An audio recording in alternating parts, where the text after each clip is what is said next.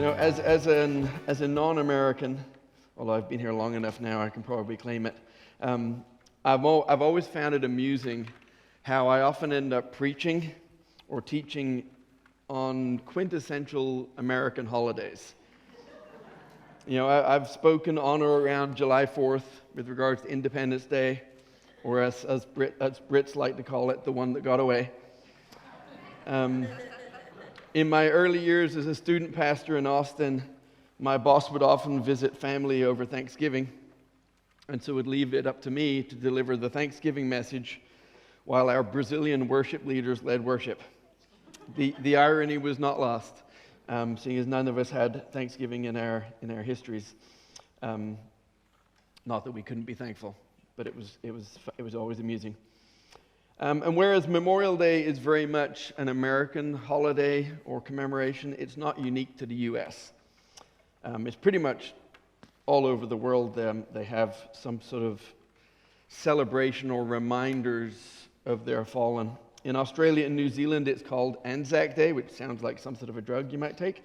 But Anzac Day, which they celebrate on April 25th, and it's the anniversary of the first major military action fought by Australian and New Zealand forces during World War I. In the Netherlands, and I'm going to totally mess this up, it's called the Dodenherdenking, which I'm going to say that's how you pronounce it, because you don't know any better, which basically means in Dutch, it means remembrance of the dead. It's held every year on May 4th. It celebrates all civilians and military members from the Netherlands who have died during conflicts since World War II. Belgium and some others have what they call Armistice Day, which celebrates the end of the war and remembering the lives that were lost. In England and Canada, they have Remembrance Day, and it's celebrated on November 11th and marks the end of fighting in World War I in 1918. It's celebrated throughout the British Commonwealth, but in England, the British royal family assembles outside Buckingham Palace for 2 minutes of silence at exactly 11 a.m. The Brits love their moments of silence, very somber and proper.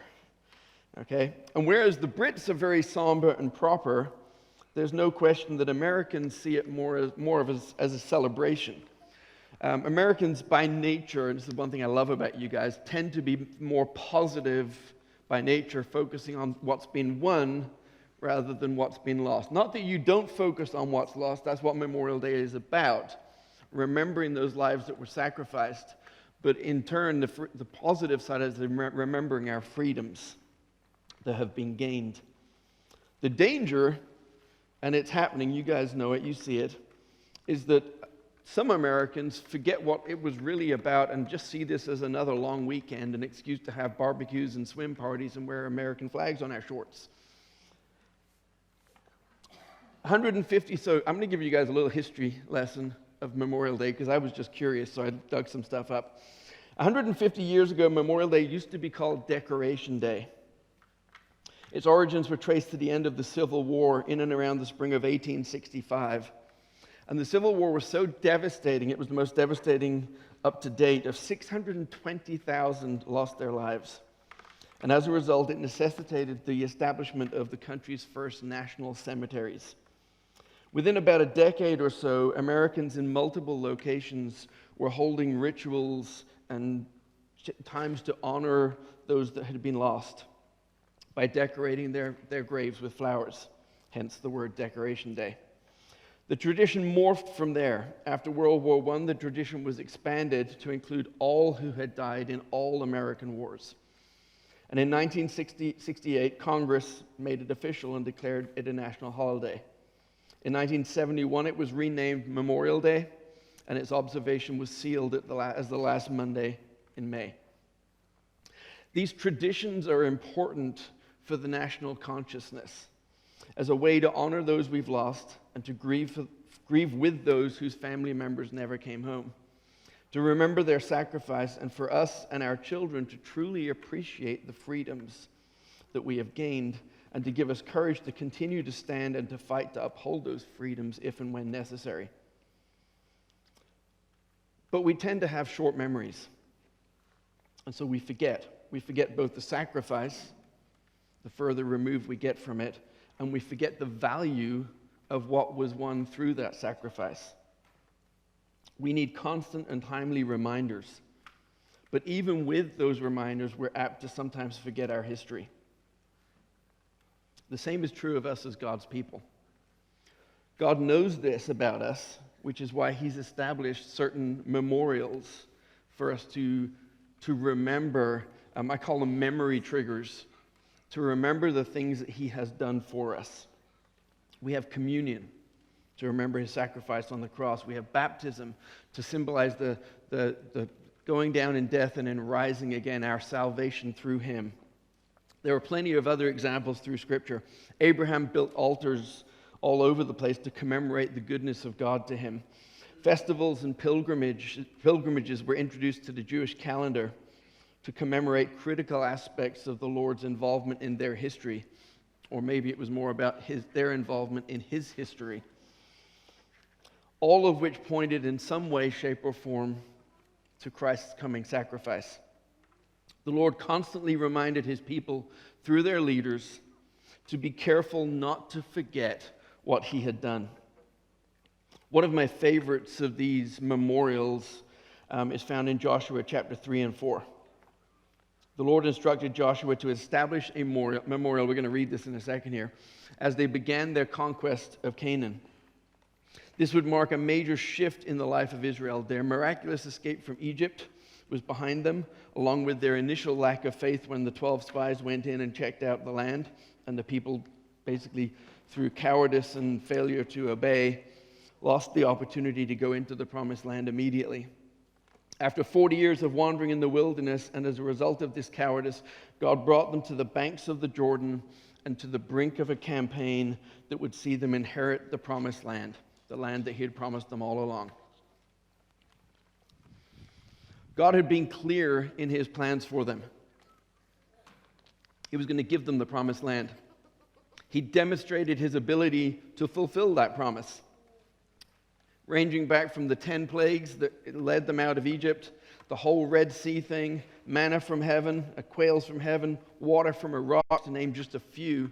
And there are plenty more in their time wandering the desert as God molded this people into a people that would trust him and move forward this time. The question now was, would they trust him this time? So if you have your Bibles, go ahead and open with me to Joshua chapter 3. And we're going to read Joshua chapter 3 and chapter 4. I figured I'd read the whole thing first, and then we'd start kind of pointing some stuff out. Essentially, Joshua chapter 3 tells the story, and then chapter 4 is kind of like an overlay on top of chapter 3 that kind of gives you some extra pieces of information in there. So let's just read. Chapter 3, crossing the Jordan. Early in the morning, Joshua and all the Israelites set out from Shittim and went to the Jordan, where they camped before crossing over. After 3 days, the officers went throughout the camp, giving orders to the people. When you see the ark of the covenant of the Lord your God and the Levitical priests carrying it, you are to move out from your positions and follow it. Then you will know which way to go, since you have never been this way before. But keep a distance of about 2,000 cubits, it's about 900 yards, between you and the ark. Do not go near it. It's like the original social distancing here going on in here. Joshua told the people, consecrate yourselves, for tomorrow the Lord will do amazing things among you. Joshua said to the priests, take up the ark of the covenant and pass on ahead of the people. So they took it up and they went on ahead of everyone. And the Lord said to Joshua, today I will begin to exalt you in the eyes of all Israel, so that they may know that I am with you as I was with Moses. Tell the priests who carry the Ark of the Covenant that when you reach the edge of the Jordan's waters, go and stand in the river. Joshua said to the Israelites, come here. So notice that Joshua's talking with God, then he's talking with the Levites, and now he's talking to the people, okay? So Joshua said to the Israelites, come here and listen to the words of the Lord your God. This is how you will know that the living God is among you, and that he will certainly drive out before you the Canaanites, the Hittites, the Hivites, the Perizzites, the Girgashites, the Amorites, and the Jebusites, and probably termites too. See, the ark of the covenant of the Lord of all the earth will go into the Jordan ahead of you. Now then, Choose 12 men from the tribes of Israel, one from each tribe. And as soon as the priests who carry the ark of the Lord of all the earth, set foot in the Jordan, its waters flowing downstream will be cut off and stand up in a heap. So when the people broke camp to cross the Jordan, the priests carrying the ark of the covenant went ahead of them. Now the Jordan is at flood stage, all during harvest. Yet as soon as the priests carried the ark reached the Jordan, and their feet touched the water's edge, the water from upstream stopped flowing. It piled up in a heap a great distance away, at a town called Adam in the vicinity of Zarethan, while the water flowing down to the Sea of Arabah, that is the Dead Sea, was completely cut off. So the people crossed over opposite Jericho. The priests who carried the Ark of the Covenant of the Lord stopped in the middle of the Jordan and stood on dry ground, while all Israel passed by until the whole nation had completely crossed on dry ground. Okay, chapter 4. When the whole nation had finished crossing the Jordan, the Lord said to Joshua, "Now choose 12 men from among the people, one from each tribe, and tell them to take up the 12 stones from the middle of the Jordan, from right where the priests are standing, and carry them over with you and put them down at the place where you stayed tonight." As I mentioned, chapter 4 is kind of an overlay on top of chapter 3, just providing some more information. So it's going to seem a little choppy, almost as if we're going backwards and forwards all over the place a little bit here as the writer just expounds a little bit. So in verse 4 it says, "So Joshua called together the 12 men he had appointed from the Israelites, one from each tribe, and he said this to them, 'Go over before the ark of the Lord your God in the middle of the Jordan. Each of you is to take up a stone on his shoulder, according to the number of the tribes of the Israelites, to serve as a sign among you. In the future, when your children ask you, 'What do these stones mean?' tell them that the flow of the Jordan was cut off before the ark of the covenant of the Lord. When it crossed the Jordan, the waters of the Jordan were cut off. These stones are to be a memorial to the people of Israel forever." So the Israelites did exactly as Joshua commanded them. They took 12 stones from the middle of the Jordan, according to the number of the tribes of the Israelites, as the Lord had told Joshua, and they carried them over with them to the camp, where they put them down. Joshua set up 12 stones that had been in the middle of the Jordan at the spot where the priests who carried the Ark of the Covenant had stood, and they are there to this day. Now this section right here is, depending on how you read it, Tony Evans actually suggests that Joshua actually took 12 stones of his own and set them up in the middle of the river. And then later on, he set up the memorial from the 12 stones that the guys had carried out. So there were actually two kind of memorial of stones set up. Okay, in verse 10, it says, "Now the priests who carried the ark remained standing in the middle of the Jordan until everything the Lord had commanded Joshua was done by the people, just as Moses had directed Joshua. The people hurried over. And as soon as all of them had crossed, the ark of the Lord and the priests came to the other side while the people watched. The men of Reuben, Gad, and the half-tribe of Manasseh crossed over ready for battle in front of the Israelites, as Moses had directed them. About 40,000 armed for battle crossed over before the Lord to the plains of Jericho for war. That day the Lord exalted Joshua in the sight of all Israel, and they stood in awe of him all the days of his life, just as they had stood in awe of Moses. Then the Lord said to Joshua, 'Command the priests carrying the ark of the covenant law to come up out of the Jordan.' So Joshua commanded the priests, 'Come out of the Jordan.' And the priests came up out of the river carrying the ark of the covenant of the Lord. No sooner had they set their feet on dry ground than the waters of the Jordan returned to their place and ran at flood stage as before. On the 10th day of the first month, the people went up from the Jordan and camped at Gilgal on the eastern border of Jericho. And Joshua set up at Gilgal the 12 stones that they had taken out of the Jordan. He said to the Israelites, 'In the future, when your descendants ask their parents, "What do these stones mean?" tell them that Israel crossed the Jordan on dry ground. For the Lord your God dried up the Jordan before you until you had crossed over. The Lord your God did to the Jordan what he had done to the Red Sea when he dried it up before us until we had crossed over. He did this so that all the peoples of the earth might know that the hand of the Lord is powerful, and so that you might always fear the Lord your God.'"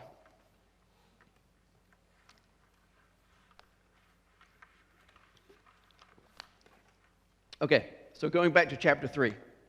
I just want to start kind of pointing some stuff out here as we go here. On Tuesday night, you guys know we had a major thunderstorm. I'm well aware of this because we were hoping to have a graduation party the next day. And so I couldn't sleep, partly because I was a little concerned about the likelihood of a graduation party happening in our backyard the next day, and partly just because it was loud and thundery.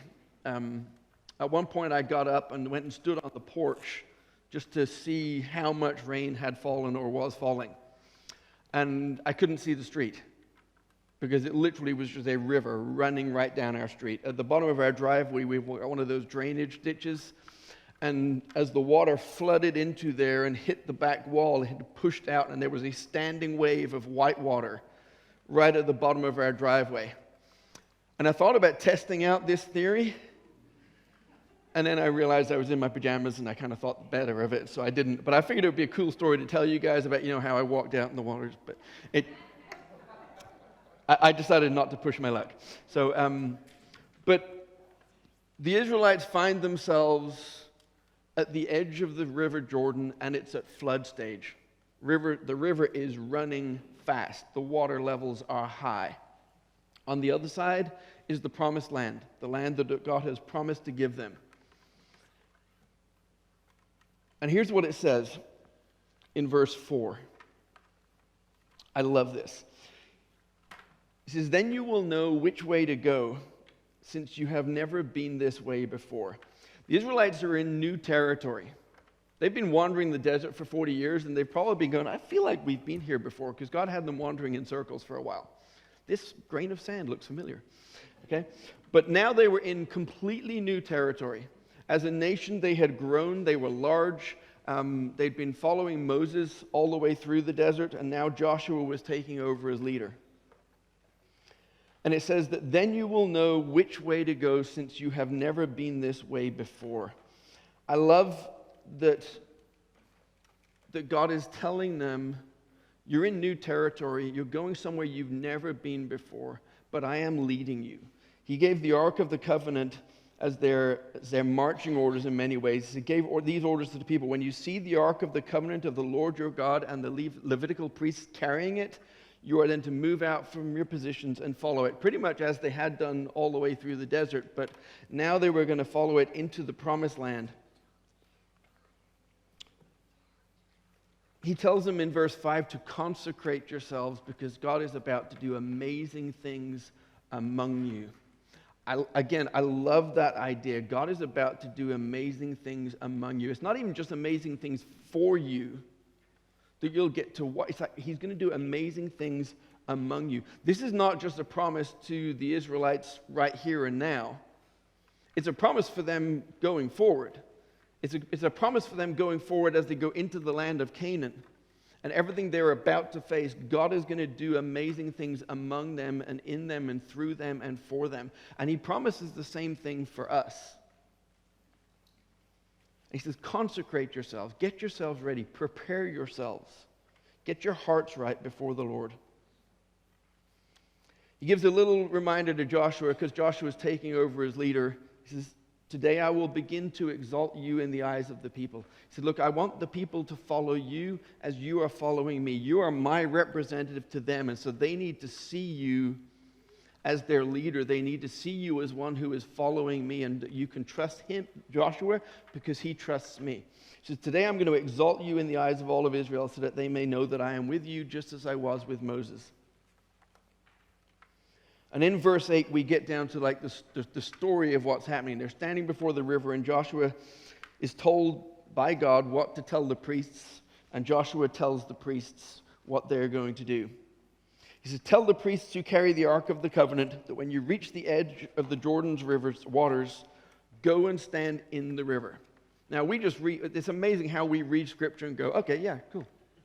Right? Just take the Ark, big thing that they're carrying. I don't know how they carried it, but go just... I like to imagine how people might have felt during this thing and kind of conversations that went on. Like kind of, nose goes, like, did you see who's going to get to carry the front of the Ark? Oh, man, I'm always last. I always miss that. Yeah, you two were last year. And then, people watching them and the kids giggling because they know that Fred can't even swim. and so he's probably a little bit nervous. The guys at the back kind of, as the guys at the front stood there going, really? We're supposed to like just kind of step in? And the guys at the back just kind of nudging it a little bit. I'm being a little, just joking around here, but you get the idea. Like, this does not sound like a good idea. They're probably thinking, wait, why do we have to go first? Why didn't Joshua, you're the leader, why don't you go first? But Joshua tells them what the Lord has told him.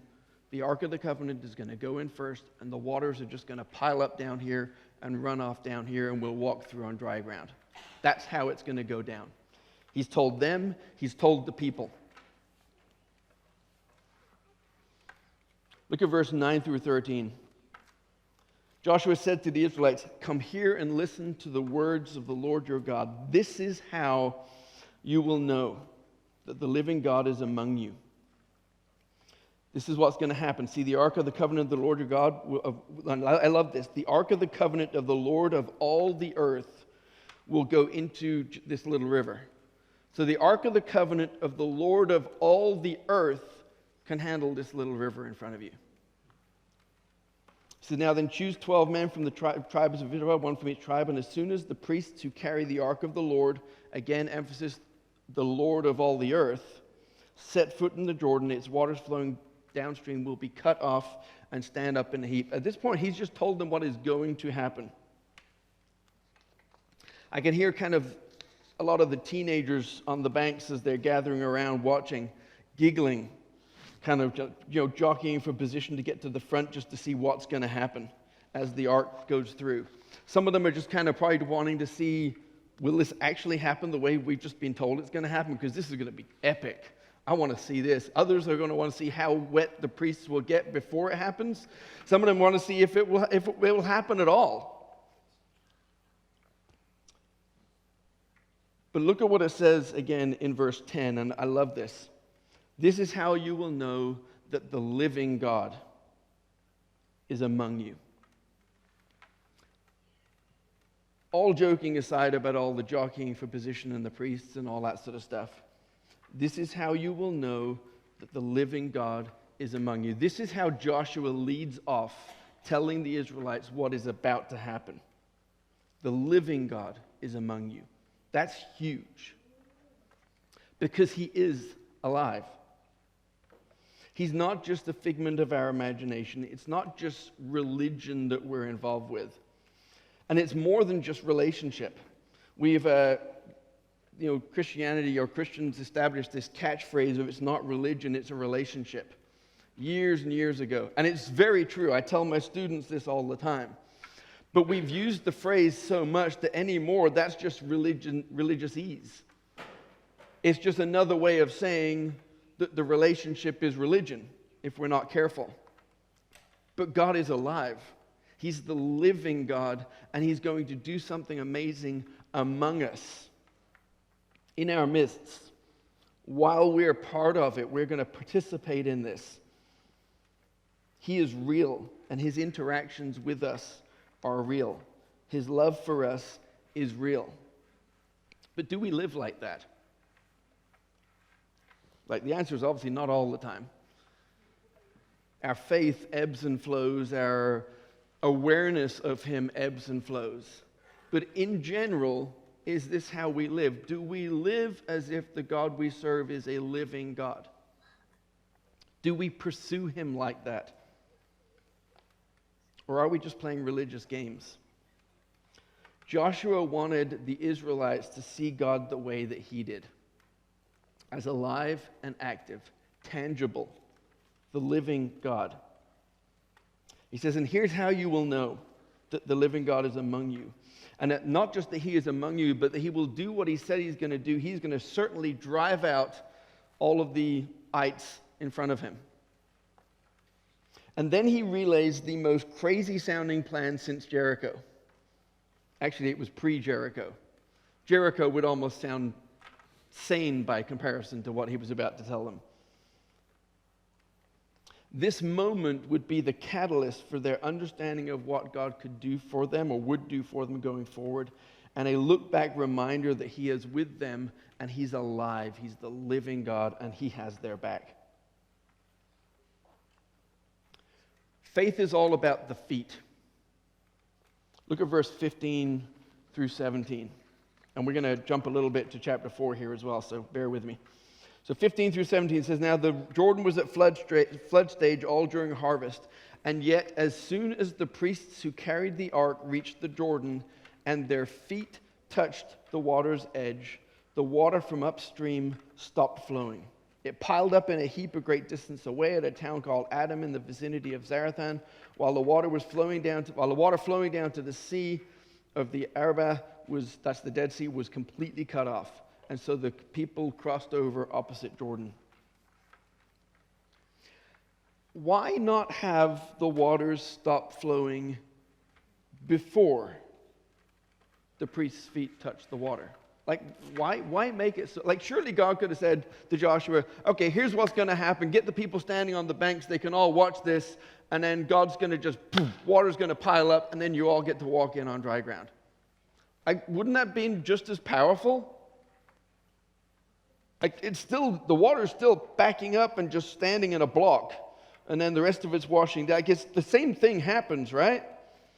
Why do you need the feet to step in to the river first? It would have almost been easier just to get the water out of the way first and then that convince them to walk across. In chapter 4 in verse 15, you see the same thing but in reverse. The Lord said to Joshua, "Command the priests carrying the ark of the covenant of the Lord to come up out of the Jordan." So Joshua commanded the priests to come up out of the Jordan, and the priests came up out of the river carrying the ark of the covenant of the Lord. No sooner had they set their feet on dry ground than the waters of the Jordan returned to their place and ran at flood stage as before. So both going in and coming out, the feet mattered. I said faith is all about the feet. The feet were the key. Not because there was anything special about their feet. Obviously, it was about what they were carrying. They were carrying the ark of the Lord. But faith requires a step in the right direction. Faith requires obedience. James put it like this: faith without works is dead. It's not faith until it's obedience. We have, in Christian circles, or at least in the world, and sometimes I think maybe we've adopted this kind of mindset as well, we've reduced faith to a feeling. It's like a warm fuzzy with no action required. But that's not faith at all. We claim we have faith when we feel good about something happening, or good about something, or often we wait for the warm fuzzy before we take any steps of obedience. Satan has been masterful in this regard. He's called the master deceiver, and there's a reason for it. Here's what he's done, just to break it down for you so you can know, okay? He's somehow convinced us that the feeling that we experience after we obey God and we see his hand at work in our lives should be somehow felt ahead of time, the next time around. Does that make sense? Like, we've all had these moments where we have trusted God for something, and we've taken that step of obedience, and then God has come through for us, as it were. And there's this feeling of, oh my goodness, God's real. He's alive. He did do what he said. His word works. Our church in Austin used to have to be something on Sunday that works on Monday, was one of their catchphrases. And it's true. God's word works every day of the week. When you put his principles and his commands into practice, God proves himself to be alive and living by working amongst us. And Satan has been masterful, and he's gone, wow, that feeling of excitement and enthusiasm and confidence that you get after it's all said and done, after you've seen the hand of God work, that's awesome. We should go get that feeling again. In fact, let's get that feeling before you take the steps of obedience. And then we run into problems. Because then we find ourselves standing at the edge of the Jordan, kind of going, not feeling it. Lord, what's going on? Come on. I want to feel it. And we're waiting for this feeling to come. Essentially, we're waiting for the waters to back up so that we feel that sense of confidence so that we can then walk down in. But that's not how it works. That's not how God wants to work with us. He wants us to trust him. He wants to demonstrate his power to us, yes. But he wants us to trust him because we're going to need to trust him at times down the road where the feeling won't be there. The solution to what we're going through won't be obvious to us. Imagine if the priests had done this. Like I joked around about them earlier, but imagine they got to the banks of the Jordan and just stood there.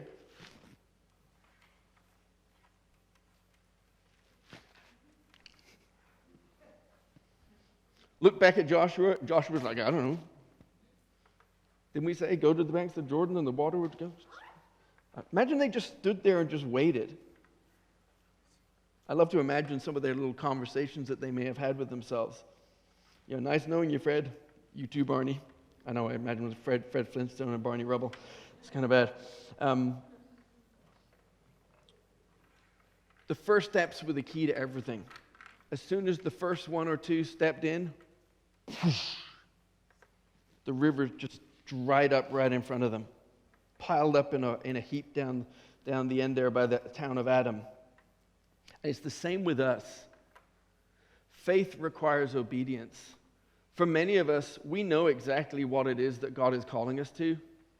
We know the specific plans that we may not know the specific plans that he has for us, but we know in general what he requires of us. It's not a mystery. I watch some of my teenagers, and sometimes I think they're a great illustration of how we all operate. The teenagers are great at avoiding doing things. Like, for instance, after we have like a Christmas party, there's cleanup that needs to get done. Chairs need to get put back, stuff needs to get vacuumed and whatever else. And it's amazing, you watch these teenagers wandering around, and they're trying desperately hard not to catch your eye. Because they know I'm looking for someone to vacuum. I'm looking for someone to move this over here. I'm saying someone to put this back, clean up the trash. And so they're masters at looking, oh, I'm busy doing something over here. George Hornock was great at this. And he admitted it. But they're masters. I think sometimes we do that same thing with God. We know what he's about to ask us. In fact, we know he's already asked us. We know he's already laid something in front of us that he wants our obedience in. And we're trying to pretend like we don't see it. Because we know as soon as we acknowledge it that there's a step of obedience, a step of faith that's required that's a little bit scary. And we're afraid to get our feet wet. We have to learn to trust God the way that God operates within the framework that he's laid out. I love this next section I'm going to read. Look at chapter, I think it's chapter 4, verse 10 and 11. The priests who carried the ark remained standing in the middle of the Jordan. So they've already stepped in. The waters have separated out. They're in the middle of the Jordan. They've done until everything the Lord had commanded Joshua was done by the people. So now the priests are waiting on the people. Look what it says at the end of verse 10. It says, the people hurried over. Now, it's almost just in passing. The people hurried over, and as soon as all of them had crossed, the ark of the Lord and priests came and followed out after them. But I loved it. The people hurried over. Why did they hurry? Think about it. Raging flood stage water, dried up, standing in a pile over here, waiting to go.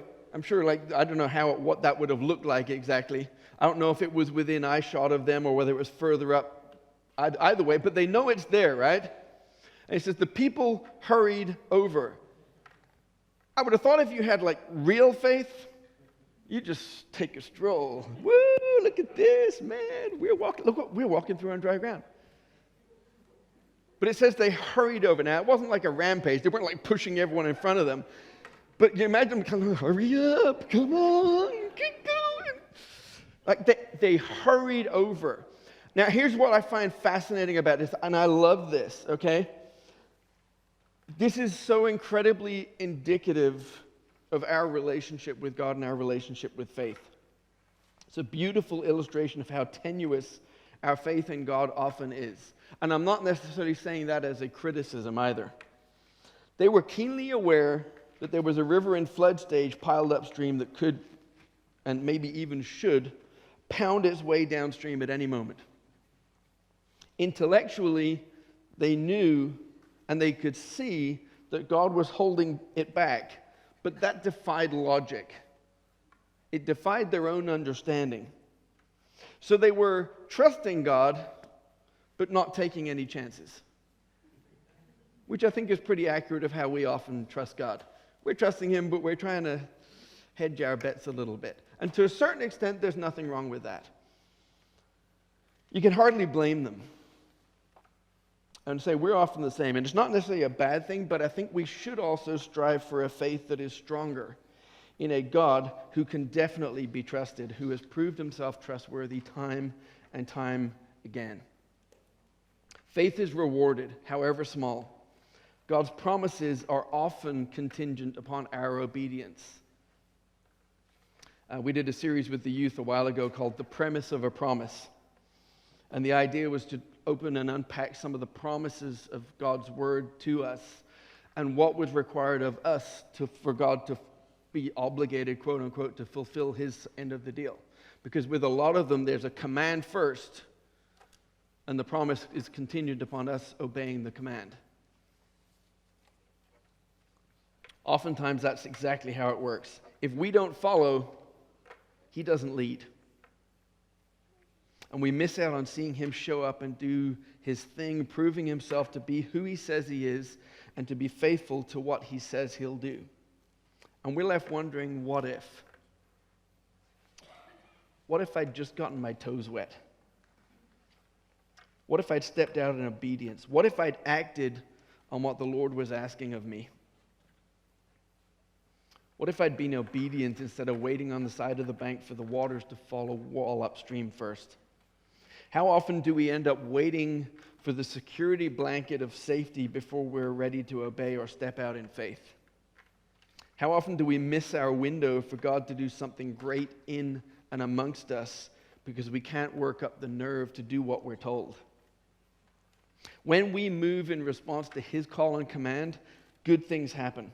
He glorifies Himself and He affirms our trust, proving Himself to be faithful and trustworthy for the future. And as well as that, our faith is passed on to those around us who are watching, the little ones. The memorial, or I'd like to call it the memory trigger, is what happens in chapter 4, moving on. In verse 1 through 3, real quick, and I won't spend too long on this.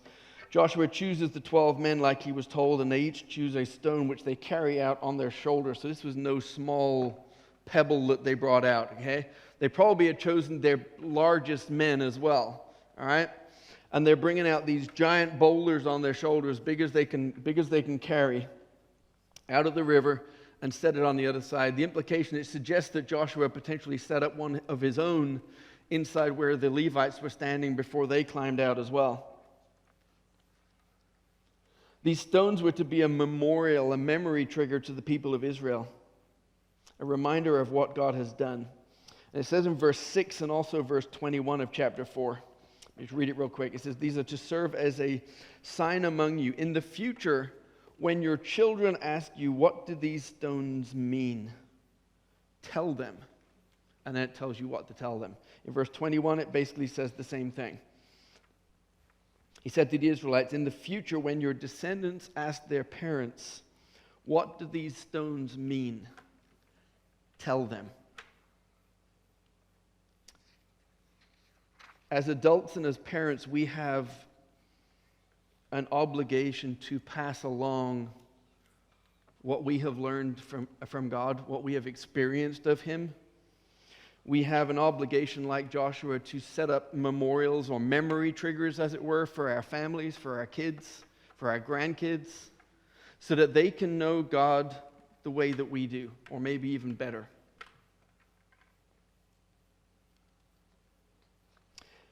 The memorial of these stones piled up was designed to catch the attention of future generations and cause them to ask what it was all about. We have some of those ourselves just within a church setting. We have communion. And when my kids were younger, we would have communion, and initially we wouldn't let them have it because they were young enough, they didn't understand it. Some of them at various times hadn't accepted Christ as Savior at that point in time, and so we held off for them for a while. Well, it wasn't long before they're like, hey, can I have that? Can I have a bite? I'm hungry too. It's like, it's not about being hungry.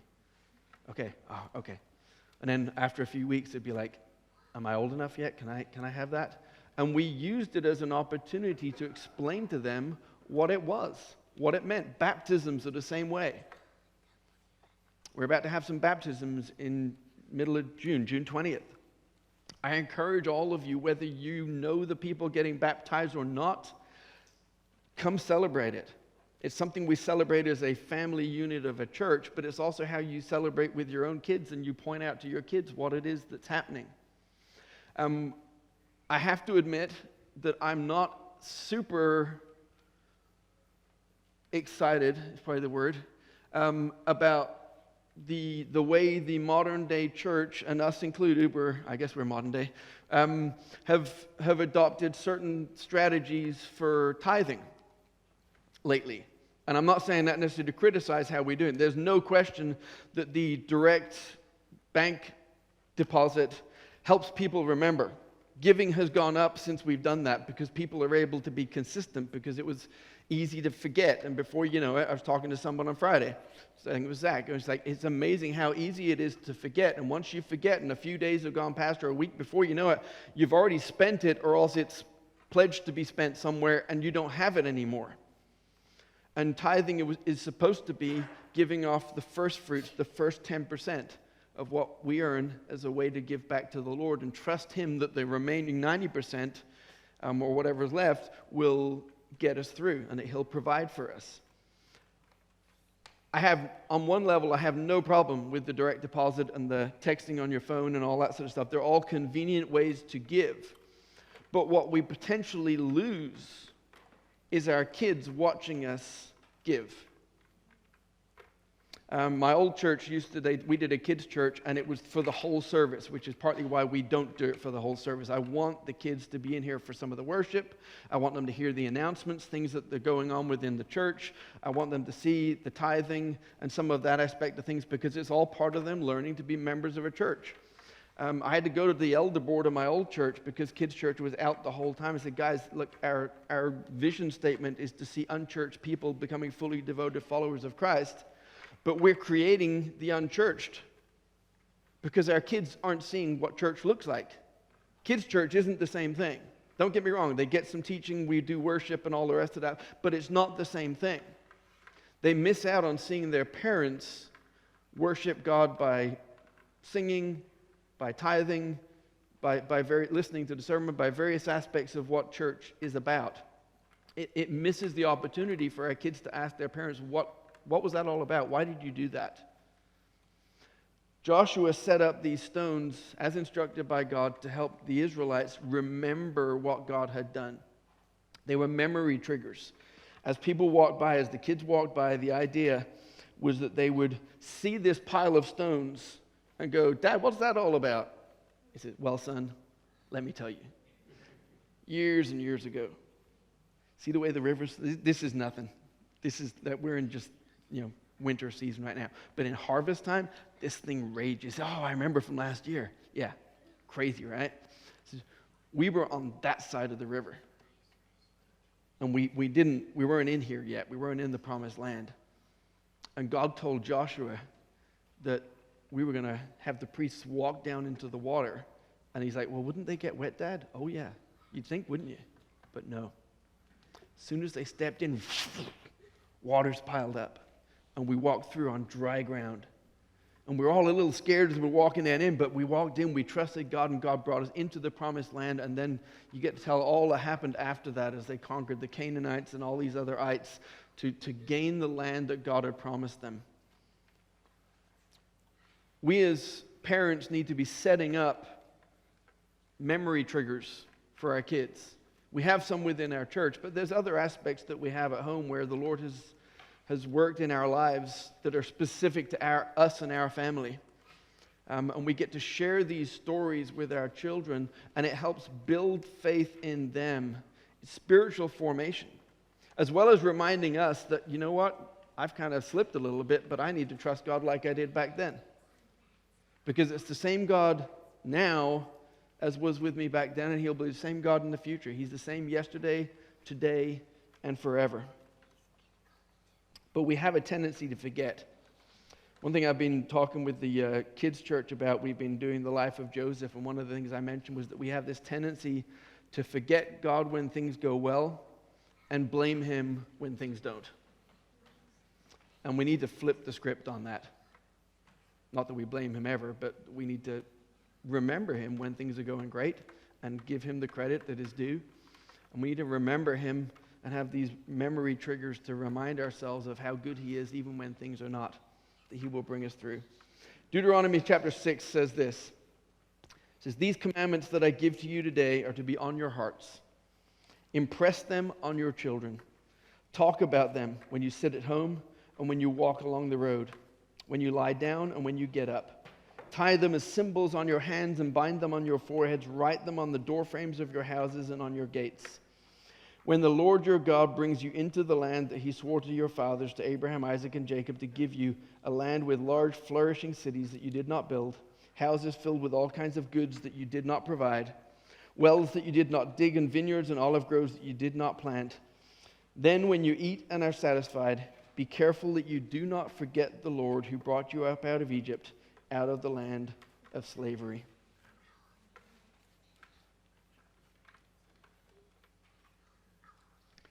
As we go about enjoying the remainder of Memorial Day weekend, I want to encourage you guys to take some time and remind yourselves of the reason for Memorial Day weekend, the reason for the freedoms that we have as a country and as citizens of this country, but also take the time to remind yourselves and your kids of the freedoms that we have in Christ. Tell your salvation story. Talk about ways that he's blessed you as a family, ways that he maybe got your attention in a time that you were walking away from him, comforted you when you were struggling, provided for you, gave guidance through his word. Your kids need to hear these stories. They need to see your excitement of what God has done amongst you, so that they will start looking for him to be with them too. These snapshots of God's hand at work in our lives draw us closer to him, and they boost our faith for what lies ahead. Let's pray. Lord, thank you for the memorial stones that we have built into the church, the triggers that help us remember your goodness and your faithfulness. Lord, thank you for the ways that you have worked in our lives, brought us to salvation, and other ways that you have proved yourself to be real and alive and living amongst us. Lord, I pray you'd help us not to forget. Pray to help us to use those as examples for our children, for our children's children, so that they would learn to walk with you and to fear you.